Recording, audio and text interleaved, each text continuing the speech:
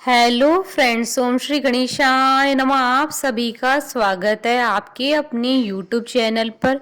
Friends, आज हम आपको इस वीडियो में बताने जा रहे हैं पद्म पुराण के अनुसार वैशाख मास महात्म्य के द्वितीय अध्याय के बारे में।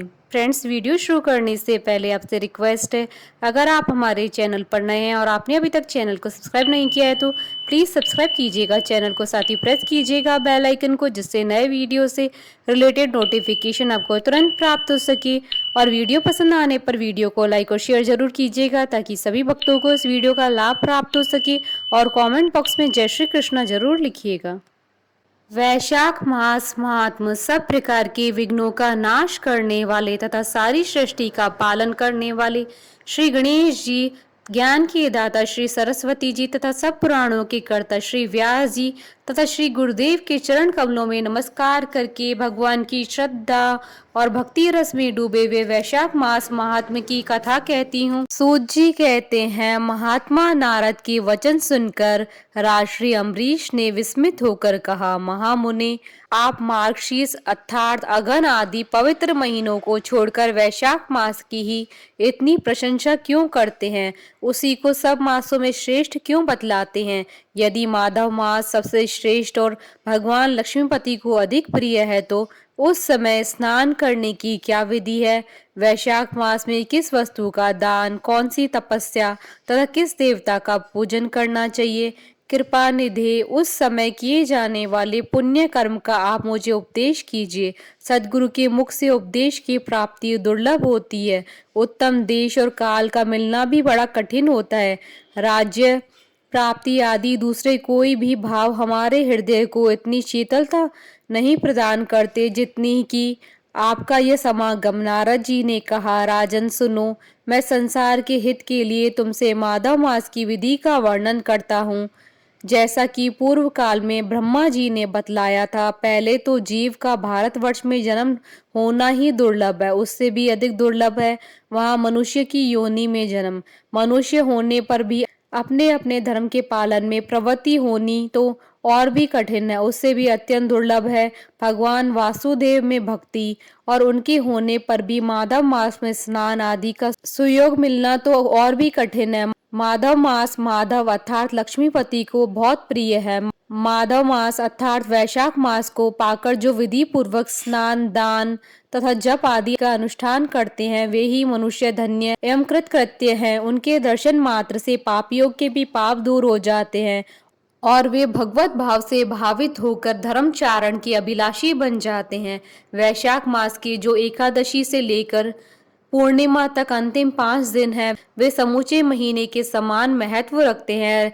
हे राजेंद्र, जिन लोगों ने वैशाख मास में भली भांति के उपचारों द्वारा मधु दैत्य के मारने वाले भगवान लक्ष्मीपति का पूजन कर लिया, उन्होंने अपने जन्म का फल पा लिया। भला कौन सी ऐसी अत्यंत दुर्लभ वस्तु है जो वैशाख के स्नान तथा विधि पूर्वक भगवान की पूजन से नहीं प्राप्त होती? जिन्होंने दान, होम, जप, तीर्थ में प्राण त्याग तथा संपूर्ण पापों का नाश करने वाले भगवान श्री नारायण का ध्यान नहीं किया, उन मनुष्य का जन्म इस संसार में व्यर्थ ही समझना चाहिए।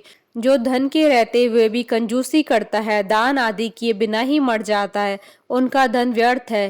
हे राजन, उत्तम कुल में जन्म, अच्छी मृत्यु, श्रेष्ठ भोग, सुख, सदा दान करने में अधिक प्रसन्नता, उदारता तथा उत्तम धैर्य, ये सब भगवान श्री विष्णु की कृपा से ही प्राप्त होते हैं। महात्मा नारायण के अनुग्रह से ही मनोवांछित सिद्धियां मिलती है। जो कार्तिक में, माघ में तथा माधव को प्रिय लगने वाले वैशाख मास में स्नान करके मधुहंता लक्ष्मीपति दामोदर की विशेष विधि के साथ भक्ति पूर्वक पूजा करता है और अपनी शक्ति के अनुसार दान देता है, वह मनुष्य इस लोक का सुख भोग कर अंत में श्री हरि के पद को प्राप्त करता है। हे भूप, जैसे सूर्योदय होने पर अंधकार नष्ट हो जाता है, उसी प्रकार वैशाख मास में प्रातः स्नान करने से अनेक जन्मों की उपार्जित पाप राशि नष्ट हो जाती है। यह बात ब्रह्मा जी ने मुझे बताई थी। भगवान श्री विष्णु ने माधव मास की महिमा का विशेष प्रचार किया है। अतः इस महीने के आने पर मनुष्य को पवित्र पवित्र करने वाले पुण्य जल से परिपूर्ण गंगा तीर्थ, नर्मदा तीर्थ, यमुना तीर्थ तथा सरस्वती तीर्थ में सूर्योदय से पहले स्नान करके भगवान मुकुंद की पूजा करनी चाहिए।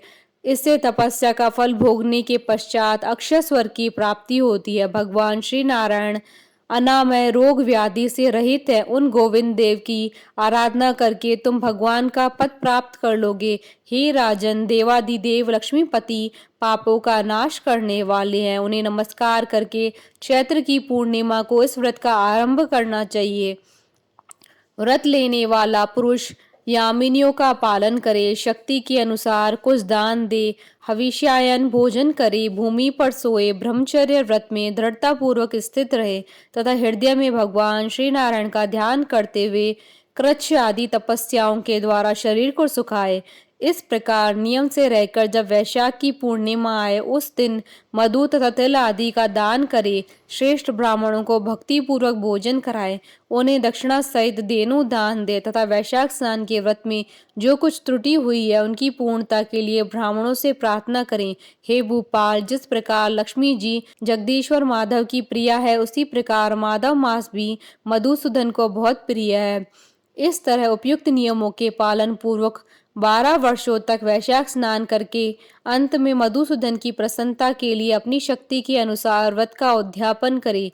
अम्बरीश, पूर्व काल में ब्रह्मा जी के मुख से मैंने जो सुना था वह सब वैशाख मास का महात्म्य तुम्हें बता दिया। अम्बरीश ने पूछा, मुने, स्नान में परिश्रम तो बहुत थोड़ा है, फिर भी उससे अत्यंत दुर्लभ फल की प्राप्ति होती है। मुझे इस पर विश्वास क्यों नहीं होता? मुझे मोह क्यों हो रहा है?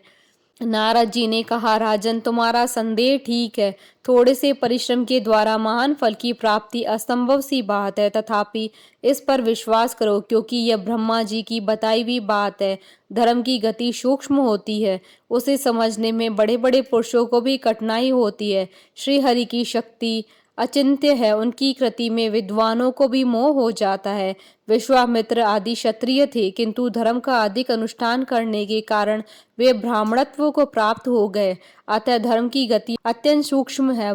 हे भूपाल, तुमने सुना होगा अजामिल अपनी धर्म पत्नी का परित्याग करके सदा पाप के मार्ग पर ही चलता था, तथापि मृत्यु के समय उसने केवल पुत्र के स्नेहवश नारायण कहकर पुकारा। पुत्र का चिंतन करके नारायण का नाम लिया, किंतु इतने से ही उनको अत्यंत दुर्लभ पद की प्राप्ति हुई। जैसे अनिच्छा पूर्वक भी यदि आग का स्पर्श किया जाए तो वह शरीर को जलाती है, उसी प्रकार किसी दूसरे निमित्त से ही भी यदि श्री गोविंद का नामोच्चारण किया जाए तो वह पाप राशि को भस्म कर डालता है। जीव विचित्र है, जीवों की भावनाएं विचित्र है, कर्म विचित्र है तथा कर्मों की शक्तियां भी विचित्र है। शास्त्र में जिसका महान फल बताया गया हो वही कर्म महान है, फिर वह अल्प परिश्रम साध्य हो या अधिक परिश्रम साध्य।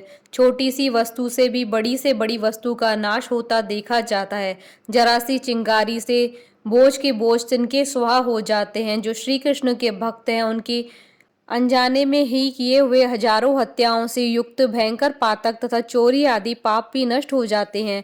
वीर, जिसके हृदय में भगवान श्री विष्णु की भक्ति है, वह विद्वान पुरुष यदि थोड़ा सा भी पुण्य कार्य करता है तो वह अक्षय फल देने वाला होता है। अतः माधव मास में माधव की भक्ति पूर्वक आराधना करके मनुष्य अपनी मनोवांछित कामनाओं को प्राप्त कर लेता है। इस विषय में संदेह नहीं करना चाहिए।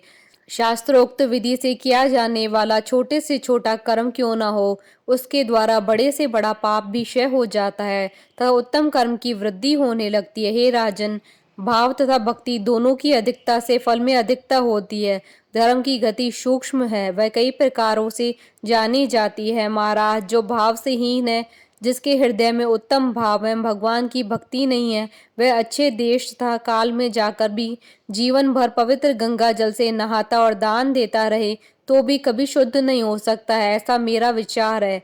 अतः अपने हृदय कमल में शुद्ध भाव की स्थापना करके वैशाख मास में प्रातः काल स्नान करने वाला जो विशुद्ध चित्त पुरुष भक्ति पूर्वक भगवान लक्ष्मीपति की पूजा करता है, उसके पुण्य का वर्णन करने की शक्ति मुझ में नहीं है। अतः हे भूपाल, तुम वैशाख मास के फल के विषय में विश्वास करो। छोटा सा शुभ कर्म भी सैकड़ों पाप कर्मों को नाश करने वाला होता है।